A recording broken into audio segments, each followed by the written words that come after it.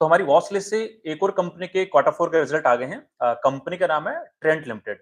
हमने Trent limited को पहले भी काफ़ी वीडियोज़ के अंदर कवर किया है, बट जो भी क्वार्टर 4 के रिजल्ट आए हैं, उनको एक बार डिटेल में डिस्कस करते हैं एंड ये एनालिसिस करने की कोशिश करते हैं कि ट्रेंट का फ्यूचर ग्रोथ पर्सपेक्टिव किस तरह से दिखाई पड़ता है। तो ट्रेंट लिमिटेड के क्वार्टर 4 के रिजल्ट को डिस्कस करने से पहले एक बार ये देखते हैं कि एफआई 26 के लिए ट्रेंट की मैनेजमेंट ने अपने बिजनेस ग्रोथ को लेके क्या गाइडेंस दिया था। फर्स्टली बात करते हैं रेवेन्यू ग्रोथ के पर्सपेक्टिव से। तो ट्रेंड की मैनेजमेंट का गाइडेंस था, जब क्वार्टर 4 एफआई 25 की जो कॉन कॉल हो रही थी, उसके अंदर गाइडेंस दिया था कि हम लोग अराउंड अराउंड 20 से 22% से हमारा रेवेन्यू ग्रोथ करेंगे एफआई 26 के अंदर। बात करें स्टोर एक्सपेंशन के पर्सपेक्टिव से, तो मैनेजमेंट का गाइडेंस था एफआई 25 कंप्लीट होने के बाद में उनके स्टोर काउंट था लगभग 1050 के आसपास में या 1100 के बीच में। मैनेजमेंट का गाइडेंस था कि हम लोग एफआई 26 के अंदर अराउंड अराउंड 120 के आसपास यहाँ पे स्टोर नए लॉन्च करेंगे। ये हमने फर्स्टली गाइडेंस की बात करी है जो ट्रेंट लिमिटेड की मैनेजमेंट ने एफआई 26 के लिए दिया था। अब एक बार देखते हैं कि जो एक्चुअल डिलीवरी हुई है वो किस तरह से हुई है। तो उसके लिए मैंने एक प्रेजेंटेशन बना रखी है, मैं आपको उस प्रेजेंटेशन को प्रेजेंट करता हूँ। तो आपको आई थिंक स्क्रीन पे वो प्रेजेंटेशन दिखाई दे देगी। तो ये प्रेजेंटेशन आई थिंक आपको स्क्रीन पे दिख रही होगी। राइट, ये स्क्रीन पे विजिबल है। राइट, तो वन बाय वन पॉइंट को डिस्कस करते हैं। फर्स्ट जैसे हमने डिस्कस किया, रेवेन्यू के बारे में डिस्कस कर लेते हैं कि एफआई 26 को लेके मैनेजमेंट की तरफ से क्या एक्चुअल गाइडेंस था और एक्चुअल डिलीवरी किस तरह से हुई है, और दोनों को कंपेयर करने की कोशिश करेंगे कि यहाँ पे उस गाइडेंस को अचीव करते हुए दिखाई दे रहे हैं या फिर गाइडेंस को अचीव यहाँ पे नहीं किया है। तो बात करें रेवेन्यू ग्रोथ के पर्सपेक्टिव से, तो जैसे हमने डिस्कस किया 20 से 22% की ग्रोथ का इनका गाइडेंस था। और यदि बात करें क्वार्टर 4 के बारे में, तो क्वार्टर 4 के अंदर Y on Y around around 20 से 21% के आसपास का रेवेन्यू ग्रोथ यहाँ पे डिलीवर किया है। एंड यदि बात करें पूरे एफआई 26 के बारे में, तो एफआई 26 के अंदर वाई ऑन वाई इनका रेवेन्यू यहाँ पे लगभग 19% से यहाँ पे ग्रोथ किया है। मतलब जो मैनेजमेंट का गाइडेंस था अराउंड 20% के आसपास में रेवेन्यू को ग्रो करने का, उसको यहाँ पे अचीव करते हुए नजर आ रहे हैं। सेकेंडली बात करें स्टोर एक्सपेंशन के पर्सपेक्टिव से, तो जैसे मैंने आपको बताया 1050 के आसपास में स्टोर थे एफआई 25 कंप्लीट होने के बाद में, और मैनेजमेंट का गाइडेंस था कि अराउंड अराउंड 120 के आसपास हम लोग नए स्टोर यहाँ पे लॉन्च कर देंगे। और यदि बात करें एक्चुअल डिलीवरी के बारे में, तो एफआई 26 के अंदर ट्रेंड ने यहाँ पे लगभग 250 के आसपास नए स्टोर लॉन्च करे हैं। उसके अंदर जूडियो के 198 स्टोर लॉन्च करे हैं एंड वेस्ट साइड के यहाँ पे 52 स्टोर लॉन्च करे हैं। आप लोगों को आई थिंक पता होगा ट्रेंड यहाँ पे वैल्यू फैशन सेगमेंट से बिलोंग करने वाली कंपनी है। जो जूडियो उनका फेमस आउटलेट स्टार्ट हुआ था, जिसके कारण इस कंपनी को अच्छी खासी बिजनेस ग्रोथ मिली थी लास्ट के 4-5 साल के अंदर। तो यहाँ पे आप देख पा रहे होंगे 250 जो स्टोर लॉन्च करे हैं, उसमें से लगभग लगभग आधे स्टोर 120 से 130 के आसपास इन लोगों ने क्वार्टर 4 एफआई 26 के अंदर लॉन्च करे हैं। मतलब जो शुरुआत के 3 क्वार्टर थे, क्वार्टर 1, क्वार्टर 2, क्वार्टर 3, उसके अंदर इनका स्टोर एक्सपेंशन उतना अच्छे से नहीं हुआ था। जबकि क्वार्टर 4 के अंदर इन लोगों ने बहुत रैपिडली अपना स्टोर एक्सपेंशन किया है, और जितना शुरुआत के 3 क्वार्टर में स्टोर यहाँ पे लॉन्च करे थे, उसके इक्वल लेवल का स्टोर इन लोगों ने क्वार्टर 4 के अंदर लॉन्च किया है। इसका मतलब ये कह सकते हैं कि स्टोर एक्सपेंशन के पर्सपेक्टिव से जो इनका गाइडेंस था, उसको यहाँ पे ओवर अचीव करते हुए दिखाई दे रहे हैं। एंड यदि साथ में मैनेजमेंट ने ये भी बताया है क्वार्टर 4 के रिजल्ट के अंदर जो इन्वेस्टर प्रेजेंटेशन आई है, उसके अंदर साफ-साफ मेंशन किया है कि हम लोग हमारा फर्दर बिजनेस को एक्सपेंड कराने के लिए हम लोग फंड रेज़ करेंगे। लगभग 2500 करोड़ रुपीस का फंड रेज़ करेंगे। आई थिंक वो सिंगल क्यूआईपी ट्रांच के अंदर भी फंड रेज़ हो सकता है एंड मल्टीपल ट्रांचेस के अंदर भी वो लोग क्यूआईपी के द्वारा अपना फंड रेज़ कर सकते हैं। बट टोटल अमाउंट रहेगा यहाँ पे 2500 करोड़ रुपए के आसपास में। एंड साथ में कंपनी ने यहाँ पे 1:1 का बोनस भी इश्यू किया है। बस ऐसे इसमें ये हो जाएगा कि जब बोनस इश्यू होता है, तो वहाँ पे एक कैपिटल को यहाँ पे कमिट कर दिया जाता है बिज़नेस ग्रोथ के पर्सपेक्टिव से। तो यहाँ पे शेयर प्राइस आधी हो जाएगी और आपके एक सिंगल शेयर के बदले में 2 शेयर हो जाएँगे। तो ये हमने बात करी इस कंपनी की तरफ से जो रिसेंट में फर्दर बिज़नेस ग्रोथ के पर्सपेक्टिव से जो प्लान किया गया है, उसके बारे में। अब हम लोग डिस्कस करते हैं जो ट्रेड का स्टॉक है, वो करंटली किस वैल्यूएशन के आसपास में ट्रेड करता हुआ दिखाई दे रहा है। तो यदि बात करें इक्विटी टू एबिटा के पर्सपेक्टिव से, तो करंटली इसका इक्विटी टू एबिटा लगभग 40 से 45 के आसपास में ट्रेड कर रहा है। और यदि बात करें पी रेशियो के पर्सपेक्टिव से, तो जो क्वार्टर 4 का इनका रिजल्ट आया है, जिसके अंदर इन लोगों ने लगभग 412 करोड़ रुपीस के आसपास का प्रॉफिट रिपोर्ट किया है। लास्ट ईयर क्वार्टर 4 के अंदर इन लोगों का प्रॉफिट था 312 करोड़ रुपए के आसपास में। मतलब वाई ऑन वाई का प्रॉफिट यहाँ पे लगभग 30 से 31% के आसपास में ग्रोथ हुआ है। तो मतलब यहाँ पे थोड़ा मार्जिन एक्सपेंशन देखा जा सकता है, बिकॉज़ रैपिडली स्टोर लॉन्च किया, तो वहाँ पे जब ज़्यादा सेल्स होती है, तो यहाँ पे थोड़ा ऑपरेटिंग लेवरेज मिला और इनका एबिटा मार्जिन एक्सपेंड हुआ, जिसकी वजह से इनका रेवेन्यू यहाँ पे लगभग 19-20% से ग्रोथ हुआ, जबकि इनका प्रॉफिट यहाँ पे लगभग 31% से ग्रोथ होता हुआ दिखाई दे रहा है। तो उसके बेसिस पे जब इनका टोटल प्रॉफिट ऐड कर लेते हैं, वो लगभग इनका बनता है एफआई 26 का 1720 करोड़ रुपए के आसपास में। कंपनी की जो करंट मार्केट कैप है लगभग 1,58,000 करोड़ रुपए के आसपास में। तो इसका जो करंट पी रेशियो बनता है लगभग 92 के आसपास का बनता है। बट जैसे हमने मल्टीपल टाइम पहले भी डिस्कस किया है जो करंट पी रेशियो होता है, उसका एसेस उतना कोई मीनिंग नहीं होता है, किसी कंपनी को वैल्यूएशन के पर्सपेक्टिव से एनालिसिस करने के अंदर। उसके अंदर हमें क्या देखना पड़ता है कि कंपनी की बिज़नेस किस रेट से ग्रो करेगा अगले ईयर के अंदर और उसके यहाँ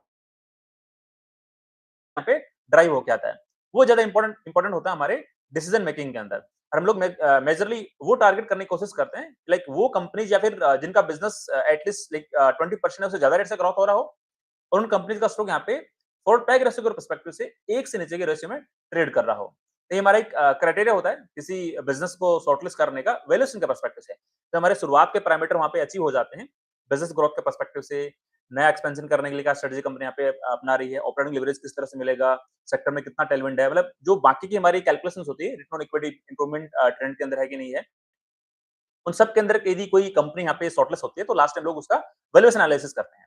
तो ट्रेंड का जो बिज़नेस है, बिल्कुल कंज्यूमर सेगमेंट से बिलॉन्ग करने वाला बिज़नेस है एंड साथ में ही लाइक इसका बिज़नेस भी अराउंड 20% के आसपास में ग्रोथ हो रहा है, जो मैनेजमेंट ने गाइडेंस दिया था लाइक एफआई 26 के लिए उसको अचीव भी किया है। तो लाइक हमारे जो बाकी के क्राइटेरियाज हैं और साथ में ये भी कह सकते हैं कि वैल्यूएशन सेगमेंट के अंदर इंडिया की नंबर 1 कंपनी है, राइट?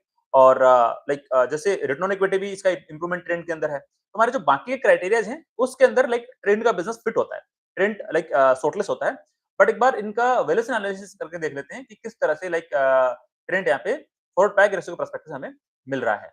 उसके लिए मैंने यहाँ पे जस्ट ये अज्यूम किया है, ऑल्दो एज़ सच अभी तक कॉन कॉल का आउटकम नहीं आया है। लाइक मैनेजमेंट एफआई 27 के लिए किस रेट से अपना बिज़नेस ग्रोथ करने का यहाँ पे गाइडेंस दे रही है। तो मैं ये मान के चलता हूँ लाइक यहाँ पे 2 सिनेरियो लेता हूँ।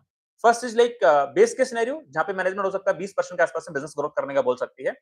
दूसरा यहाँ पे मैं एकदम बिल्कुल ऑप्टिमिस्टिक केस सिनेरियो लेके चल रहा हूँ कि लेट्स से मैनेजमेंट यहाँ पे लगभग 2500 करोड़ रुपीज़ का फंड रेज़ करने का प्लान कर रही है कंपनी के लिए। साथ में बोनस भी यहाँ पे दिया है तो वहाँ पे कुछ कैपिटल एलोकेट करेंगे अपना बिज़नेस एक्सपेंशन के पर्सपेक्टिव से। तो यदि उन चीज़ों को लेता हूँ और यदि थोड़ा ज़्यादा ही ऑप्टिमिस्टिक हो जाता हूँ, तो उस पर्सपेक्टिव से बोल सकते हैं कि हो सकता है ट्रेंड का बिज़नेस एफआई 27 के अंदर अराउंड अराउंड लगभग 30% के आसपास से ग्रोथ कर सकता है। तो मैंने यहाँ पे एक रेंज लेने की कोशिश करी है। लाइक यदि बेस केस सिनेरियो रहेगा तो ट्रेंड यहाँ पे लगभग 20% से मेरा बिज़नेस ग्रोथ कर सकता है। और यदि यू कैन से बहुत ऑप्टिमिस्टिक केस सिनेरियो रहेगा, तो उसके बेसिस पे यदि ये लोग रैपिडली स्टोर एक्सपेंशन करते हैं, लेट्स से इनका जो टोटल स्टोर काउंट हो गया लगभग 1300 के आसपास में स्टोर काउंट हो गया है। यदि उसके अंदर रैपिड एक्सपेंशन करते हैं, लेट्स से ये लोग अपना स्टोर एक्सपेंशन 20% 25% के आसपास में करना चाहते हैं और ये लगभग 7-8% का एसएसजी रहता है, तो उसके बेसिस पे 30% का ये लोग रेवेन्यू ग्रोथ डिलीवर कर सकते हैं। बट अगेन उसके लिए जो कॉन-कॉल फाइनल होगा, उसमें जो मैनेजमेंट का गाइडेंस आएगा, उसी पे रिलाई करना पड़ेगा। मैंने जैसे यहाँ पे 2 यूज़ केस बनाए हैं, 20% की बिज़नेस ग्रोथ बहुत ही कंजर्वेटिव वे में और 30% की बिज़नेस ग्रोथ बहुत ही ऑप्टिमिस्टिक वे में। देयर इज़ पॉसिबिलिटी मैनेजमेंट यहाँ पे कॉन-कॉल के अंदर लाइक 35% का बिज़नेस ग्रोथ करने का भी गाइडेंस दे सकता है, 40% से भी ग्रोथ करने का गाइडेंस दे सकता है। बट वहाँ पे मेरे को थोड़ा उतना कॉन्फिडेंस नहीं आता बिकॉज़ आपका बेस इतना बड़ा बन चुका है कि वहाँ से फिर से 40% से ग्रो करना बहुत डिफिकल्ट हो जाता है। बिकॉज़ 40% से आपको बिज़नेस ग्रोथ करना है, तो आपको स्टोर एक्सपेंशन एटलीस्ट 30% से तो करना ही पड़ेगा। और यदि आपको 1300 स्टोर बन चुके हैं एफआई 26 होने के बाद में और यदि आपको 30% स्टोर एक्सपेंशन करना होगा, तो आपको नए लगभग 400 स्टोर लॉन्च करने पड़ेंगे एफआई 27 के अंदर। वो मेरे को थोड़ा डिफिकल्ट लग रहा है। तो अराउंड लाइक 40% का तो आई थिंक गाइडेंस शायद नहीं आएगा, बट अगेन मैं रॉन्ग हो सकता हूँ। लाइक अगेन जो मैनेजमेंट फाइनल बोलेंगे उसी को हमें कंसीडर करना पड़ेगा।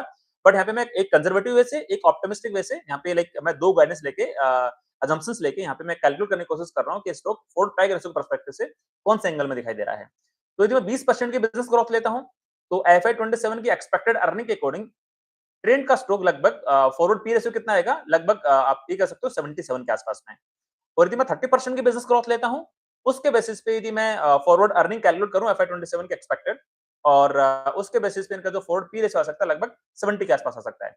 ये जस्ट मैंने एक फिगर राउंड नंबर के अंदर लिया है। ये रेंज हो सकती है लाइक 70 वाला आपका 65 से 70 के आसपास भी हो सकता है।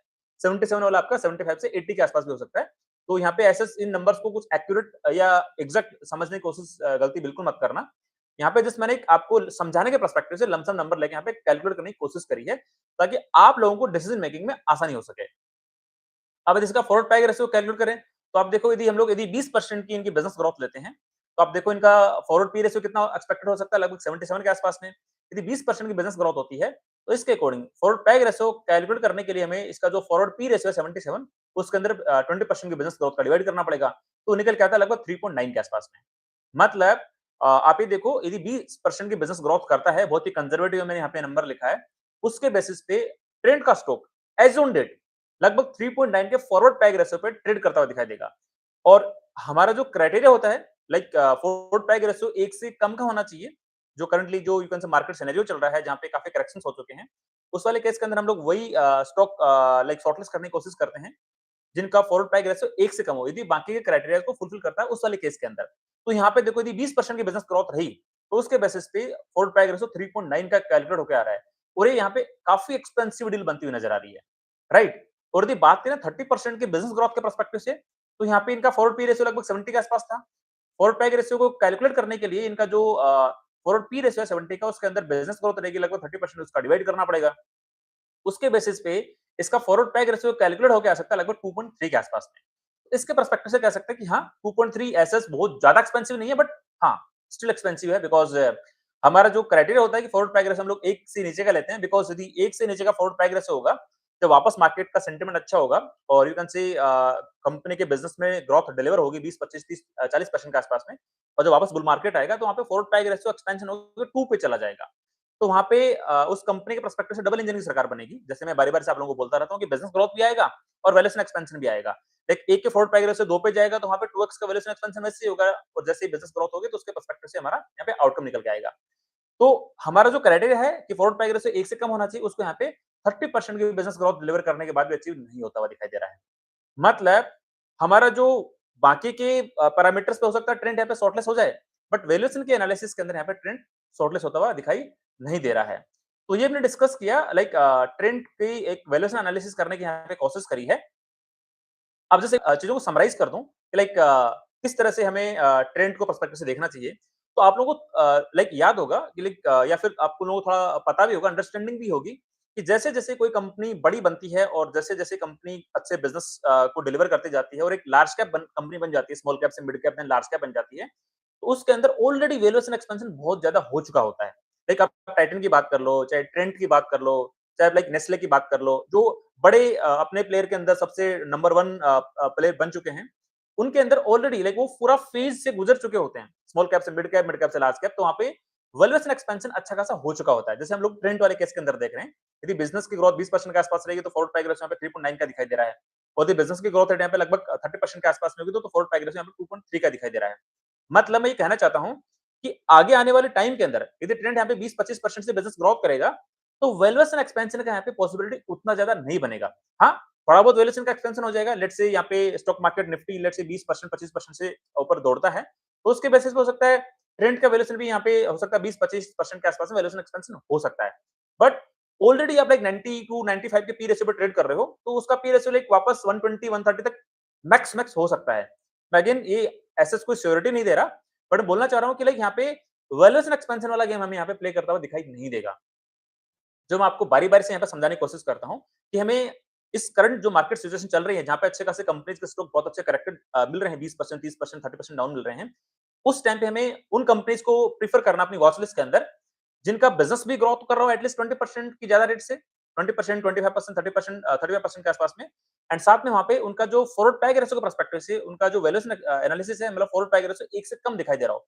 वहाँ पे यदि ऐसा कंपनीज को हम लोग यदि हमारे वॉच लिस्ट में ऐड करते हैं, शॉर्ट लिस्ट करते हैं, तो वहाँ पे लाइक उनका मार्केट कैप के अंदर अच्छा खासा मल्टीपल बनने की पॉसिबिलिटी बनती है।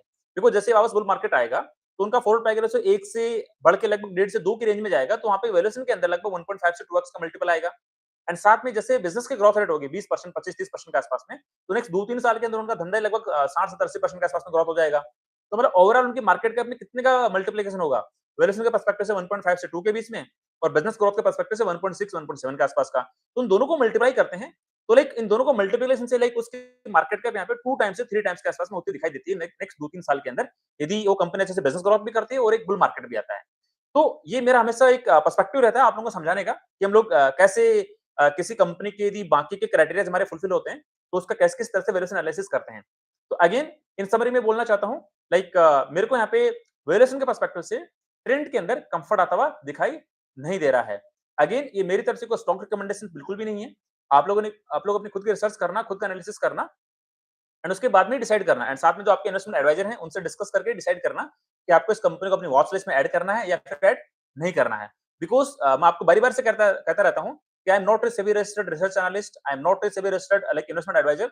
मेरा केवल इतना ही इंटेंट होता है कि मैं आप लोगों को केवल इतना समझा सकूँ, इतना लाइक आपको सिखा सकूँ कि आप लोग भी अपने पोर्टफोलियो से रिलेटेड खुद के डिसीजन इंडिपेंडेंटली खुद से ले सको।